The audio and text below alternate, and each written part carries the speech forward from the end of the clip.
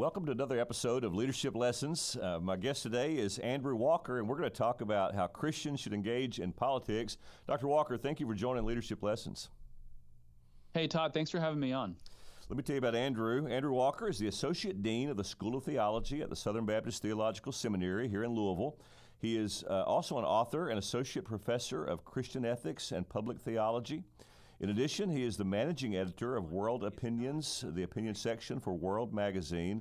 Andrew previously served as the Senior Fellow in Christian Ethics at the Ethics and Religious Liberty Commission for the Southern Baptist Convention.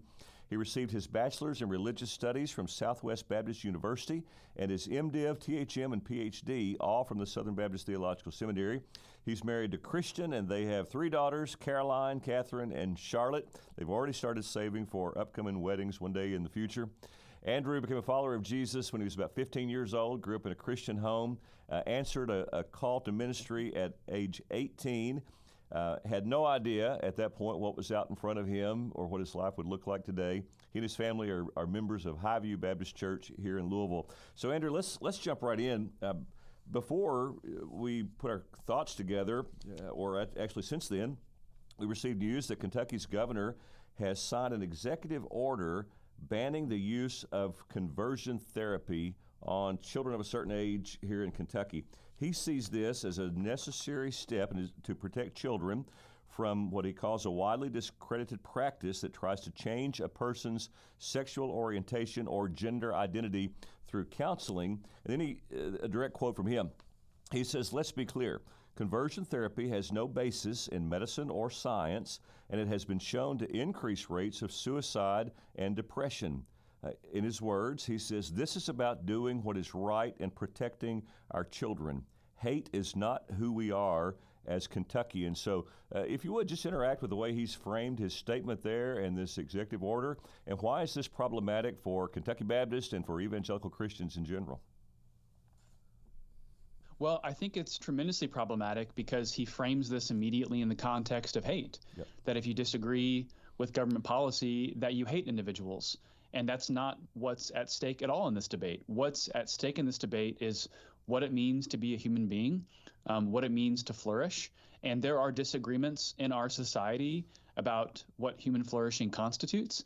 But what this action represents from the part of Governor Beshear is really an attempt to silence speech, to silence various viewpoints that disagree with now government orthodoxy here in the Commonwealth of Kentucky, and to more or less tell individuals, if you have unwanted same-sex desire, or if you have confusion over your understanding of your gender identity, the state is going to do nothing but to encourage you in your perceptions, encourage you in your desires, regardless of whether you want those desires or not. And here's what's most problematic, Todd, is that right now there is a revolution occurring in Western Europe, which has been far more progressive than the United States has been on questions of transgenderism in particular.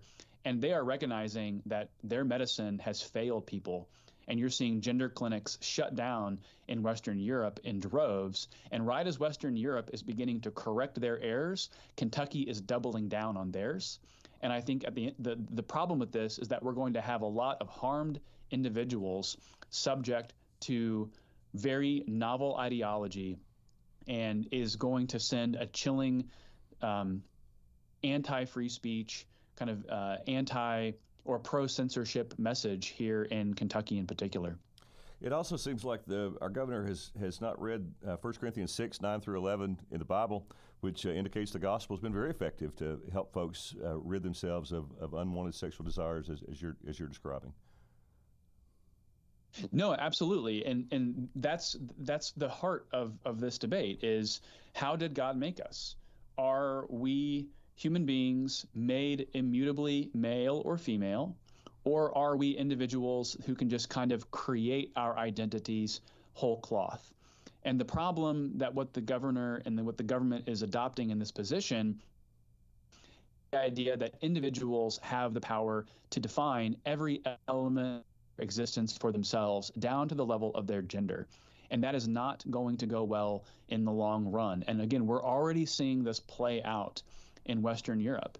And it makes no sense that the government would want to try to send a message that if you disagree with our newfound orthodoxy, you can now be held in some type of, not necessarily criminal offense, but you can be brought up with your licensure board if you are found to be offering advice contrary to what the government's newfound position is.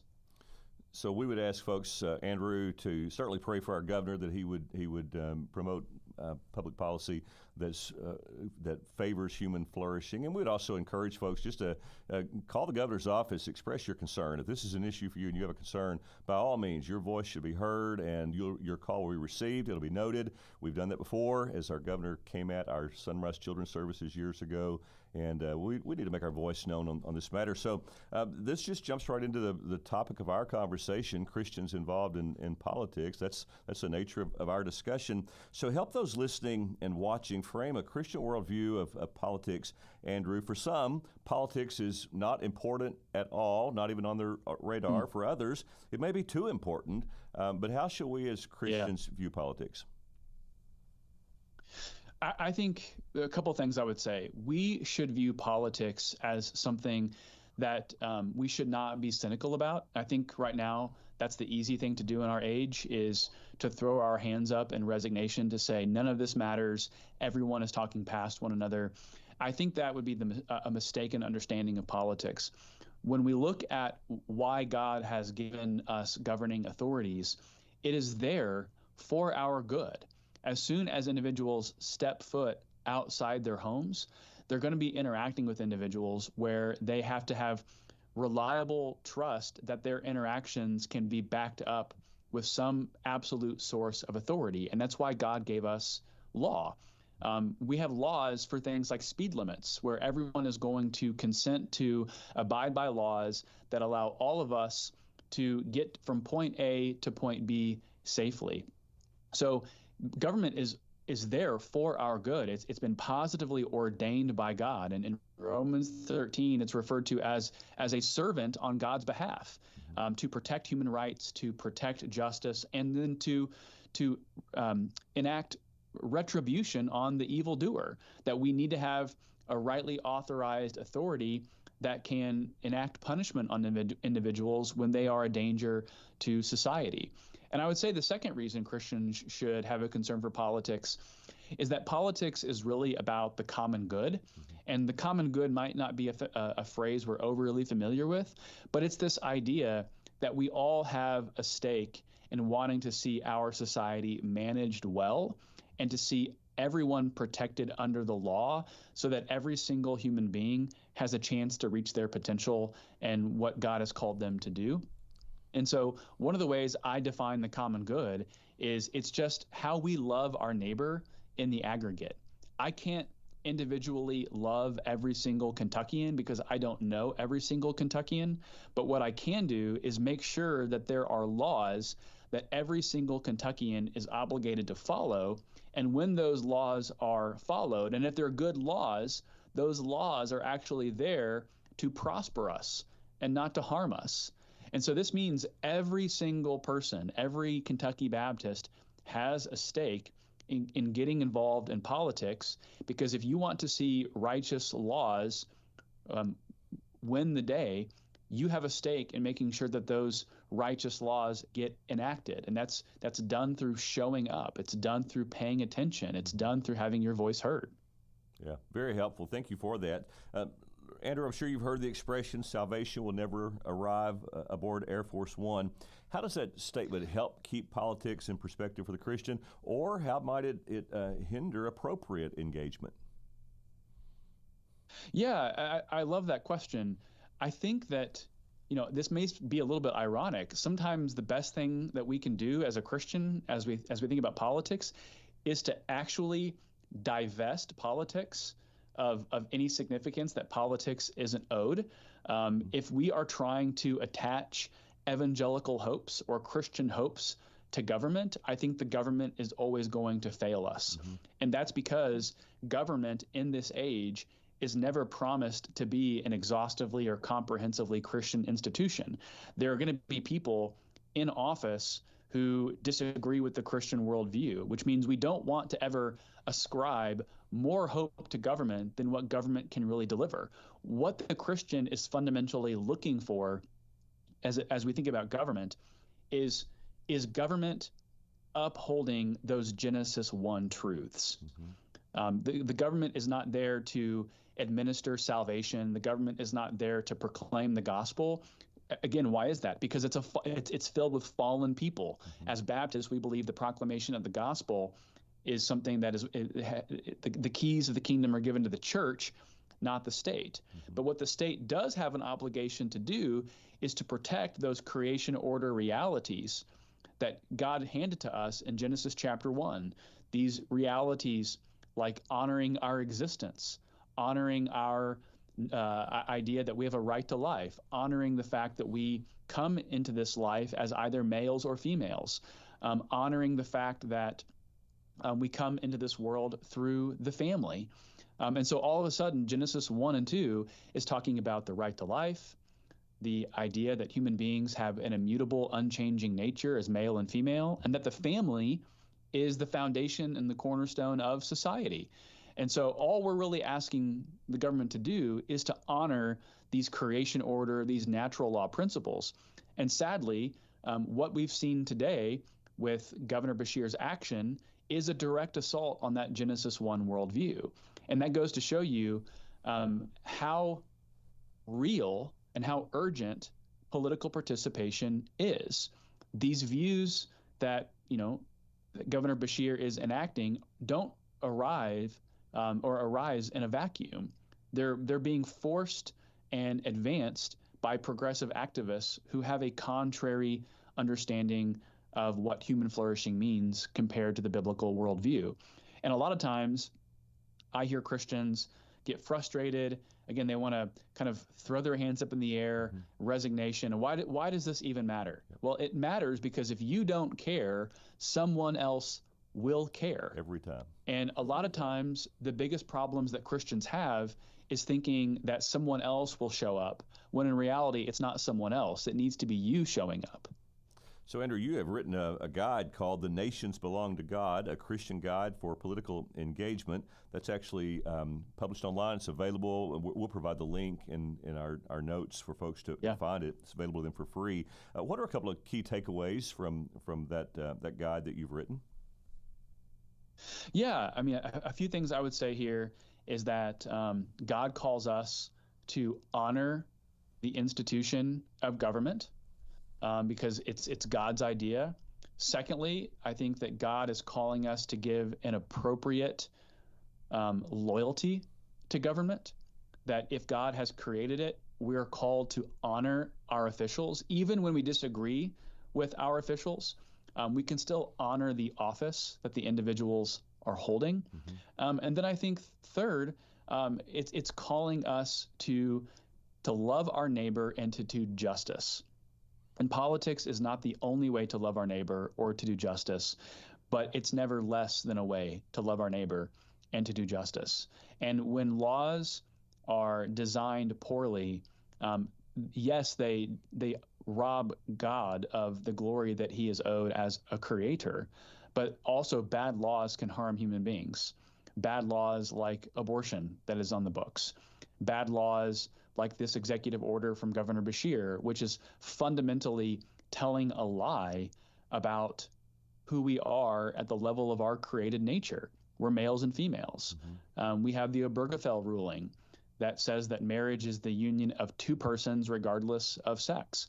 And from a biblical understanding, those are all false worldviews. They're false ideologies.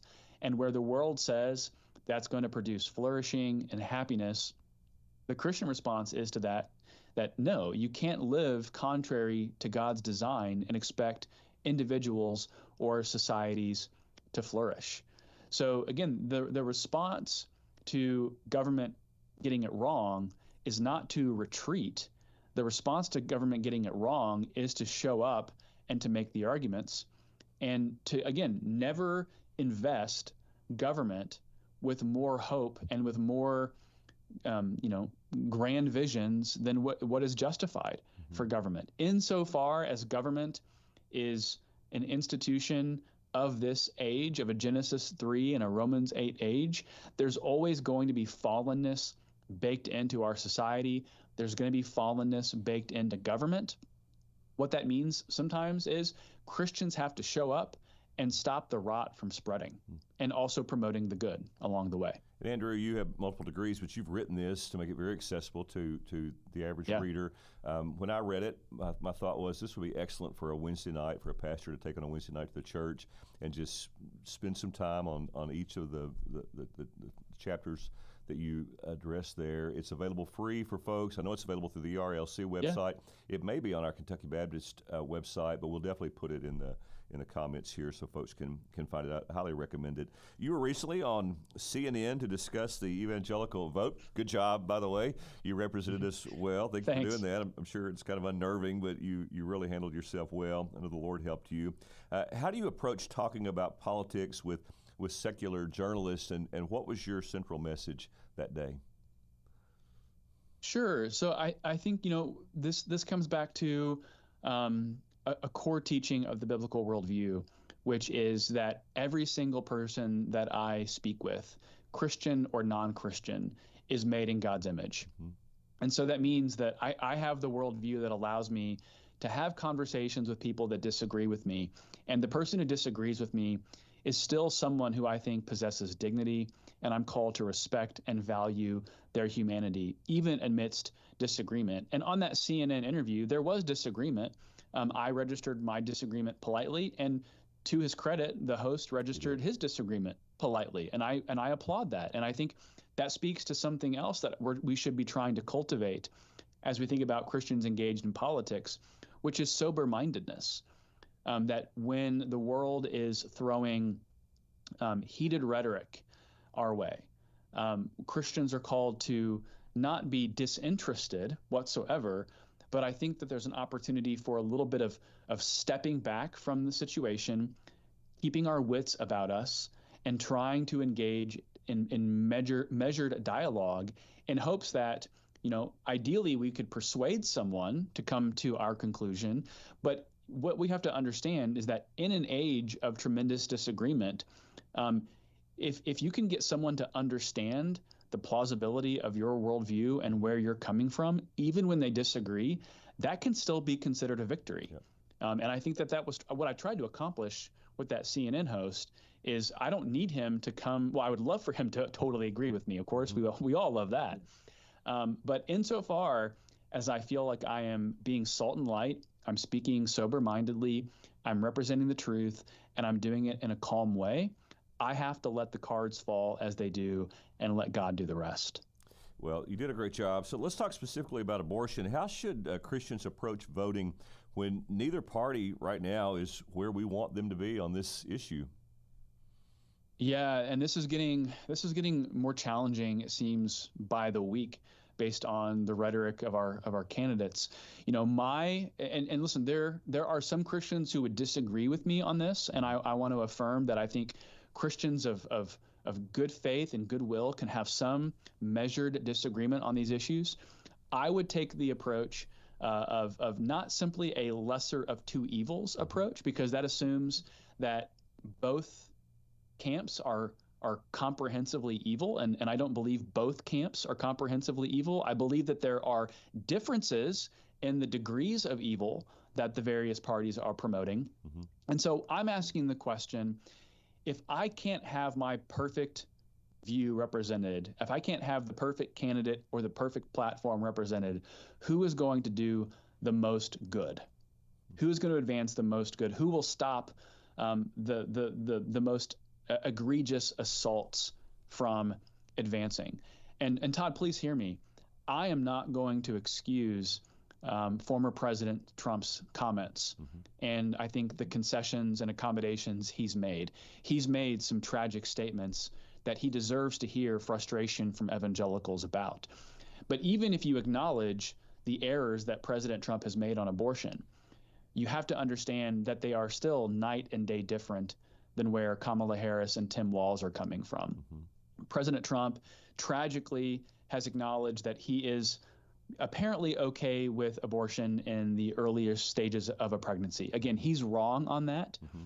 But you have to put that up against where the Democratic platform is right now, which is abortion at all stages of a pregnancy. And then when you look at what Tim Walz has supported in the state of Minnesota, he effectively supported laws that allow for infanticide, where we now know of 8 children born from failed abortions that were effectively allowed to die because of the laws that Tim Walz put into place. He made abortion a constitutional right in Minnesota. So again, that's not to let the former president off the hook. Right. It's simply to recognize that there is a vast difference between the two parties on this subject. Andrew, recently Southern Seminary and Boyce College held a debate watch party where former President Trump and Vice President Harris squared off in what appears to be the only time they're going to debate. What was your takeaway as you watched this debate along with younger? I mean, you're young enough yourself, but with younger people, what was that like, and what did you observe? Yeah, it was honestly, in my 5 years of teaching, one of the most fun nights that I've had yet, because Dr. Moeller kind of called an audible and that day announced that there was going to be this presidential debate watch party. And I thought there might be 20 people show up. I had no idea. I walked into Heritage Hall on the campus of Southern Seminary, and it was standing room only. People were sitting on the floor. And there was this like raucous, loud, almost party-like environment where you had a lot of college students and seminary students wanting to watch the presidential election. And I was so encouraged by this because it actually, contrary to the stereotypes, it actually shows young people who care about these issues. And so they had kind of rapt attention as they were watching this debate. Now, as for the debate itself, sadly, I think that President Trump did not perform as well as I would have liked him to have performed, and I think he didn't prosecute the case as well as he could have prosecuted. But you know what? In hindsight, debates matter for about 36 hours, and then. Looks like Andrew just froze up with us for a second here, so we'll pause there. We would come back on Governor Beshear's executive order that we talked about some at the beginning of this time. And again, what we want to be mindful of is what kind of impact does an executive order like this have on the freedom of Christians to speak their mind on various issues, certainly the issue of homosexuality, and then to address congregants who are trying to process these matters. And so, again, we urge you to pray for our governor and then to reach out to the governor's office to express your concerns. So it looks like we have Andrew back with us. And Andrew, so I think you froze up just for a second there. Oh, yeah, I apologize. My internet had a little mess up there. I gave a quick commercial break on behalf of Helping Kentucky Baptist. So it looked like a lot of fun. It looked like you guys were, and very encouraging to see that done at Southern Seminary, to see the response that you're describing. I'm so glad for those students that they have, I listen to Dr. Moeller's briefing daily and find it helpful. My wife does as well. I know lots of folks who do. But to have you there as well just to help students think through political engagement, ethical issues, and I'm grateful for you and your ministry. So you referenced creation order and seeing society turn more and more away from that. It seems like at a warp speed right now we're seeing culture run against. I feel like we're watching Romans 1:18 and following just being lived out in our country. Are you seeing any encouraging signs of cultural shift, specifically pushback regarding the LGBTQ plus movement? That's a really interesting question. And I am actually a little bit mildly encouraged because I think two things I would say. I think the transgender movement has overreached. And I think a lot of non-Christian individuals are waking up to kind of the egregious overreach of the transgender movement. So that right now we have an increasing number of non-Christians, individuals like Elon Musk, who are using their Twitter platform to bring attention to the concerns around transgender ideology. But then I would take us back to the month of June. For the past few years, June, we were just overrun with rainbows, and it was Pride Month everywhere. In 2023, I think that there were some drastic overreaches at institutions and companies like Target, where Target ended up having their bottom line impacted. And Target understood that consumers were frustrated at how egregiously they were advancing the LGBT agenda. So you come around to June 2024, and I noticed very starkly that there seemed to be less pride paraphernalia than I had recognized probably in the last 10 years. And I don't think that that means that America is getting more conservative necessarily. Right. But I think it means that corporations are learning that they might need to be neutral on the culture wars. Mm-hmm. And again, I would love for corporations to agree with me, but if they can kind of self-censor and kind of self-neutralize themselves from taking sides in the culture war, I have to see that as at least a partial victory. So, Andrew, you work with pastors or future pastors, and they're trying to process these issues. They have a responsibility to preach God's word from the pulpit. They want to make sure they're training their congregations well. How do you suggest that pastors share or not share about political issues from the pulpit? Sure. I love that question.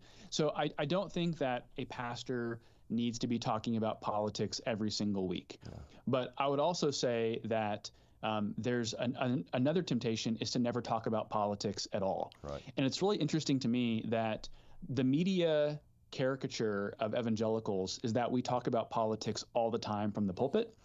And what the reality on the ground is that actually I think far fewer pastors are talking about politics than would meet the eye in the media's perception.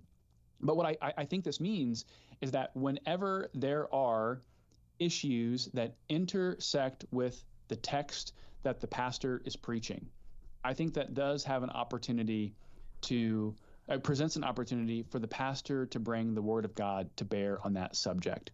Mm-hmm. But again, I would say find proper discretion, exercise prudence here. We have to understand that we're not always spending our time preaching to the culture. We need to be spending our time preaching to the flock, but understand that our flock finds itself and finds themselves in the culture. And I wish we lived in a culture, Todd, where pastors didn't feel the need to have to preach about politics and the cultural issues. But the issue is that, if you don't inform your flock, if you are not using Scripture and the pulpit to expound God's truth on these issues, they're going to get counterfeit truths somewhere else. Yep. And so I think the pulpit is a wonderful place to begin. And make it about the issues, not about the personality, so to speak. Right. And the culture is discipling our church members. I mean, that's happening all day, every day in a very well-organized, apparently it feels like a well-organized way. And so the churches need to hear from their pastors on the issues. What about the pastor who thinks they're somehow breaking the law by talking about political issues from the pulpit? Andrew, any thoughts there? Yeah, so there technically are laws on the books. These laws are really meant to have a chilling kind of self-censoring effect than there is really any kind of like enforcement of the law themselves. In legal IRS law, churches are not supposed to officially endorse candidates. Okay, well, I actually think, biblically speaking, churches probably shouldn't endorse candidates. Mm-hmm. But what I think churches should do is they should talk about the issues. Mm-hmm. And I think what sometimes kind of leftists and secularists do is to say, oh, well, the church can't talk about politics because they're going to come after your tax status if you do that. Okay, that's fear-mongering, and that's inaccurate. What churches can do and should do is talk about the issues from a biblical perspective, and to understand that these things may present to the world as political, but as Christians, they come to us as theological. And so I would caution pastors from thinking that all of the issues that are issues of controversy are really just political issues. No, they're actually theological issues. And tragically, what has happened in our culture is that the issues up for debate are not really relegated to issues like tax law and speed limits. They're issues of a theological reality about, does a human being have a right to life? What is a human being as far as their maleness or femaleness? What is a family? So, if we didn't have to have those debates in our culture, I think pastors could be let off the hook from having to engage in these controversial topics. But sadly, that's not where our culture is. And again, the issue comes down to, will you disciple your people in the truth? And if you are, and if you're operating from a biblical worldview, that is necessarily going to put you in having to interact with the contentious, controversial issues of our culture today. Andrew, you've recently published a book, What Do I Say When, for helping parents and children navigate the cultural chaos. Did you and your wife write that together? Yeah, we co-wrote it. Yeah. She's a teacher as well. So what are a couple of suggestions you have for parents, especially as it relates to the political and cultural issues of our day? Yeah, Todd, the most important thing that I would say generally about the topic with the book that we wrote is parents need to understand that they are the primary disciplers of their children. Churches and youth pastors and children's ministers absolutely play a vital role, but they're there to come alongside the parents and to empower the parents, and so that the parents are the primary disciplers. And this means if the parents are the primary disciplers, they have a priority to have these conversations about these topics with their children on their terms. Because if parents are not having these conversations, the culture will have these conversations with your children. The simplest way I like to put this is, if you are not catechizing and discipling your children, the culture certainly will. But then if you're thinking about what the book we wrote in the context of how this relates to political engagement, and there is a chapter actually on political engagement. And one of the things that we're trying to do is to move parents from a place of apathy towards politics and towards a position of active engagement. It doesn't mean political obsession, but active political engagement. And that means that your children see you as the parent as someone who is paying attention to the world's affairs. So something like watching the nightly news is actually a real subtle discipline that you can build into your home's rhythm, so that your children are seeing the parents pay attention to the world around them.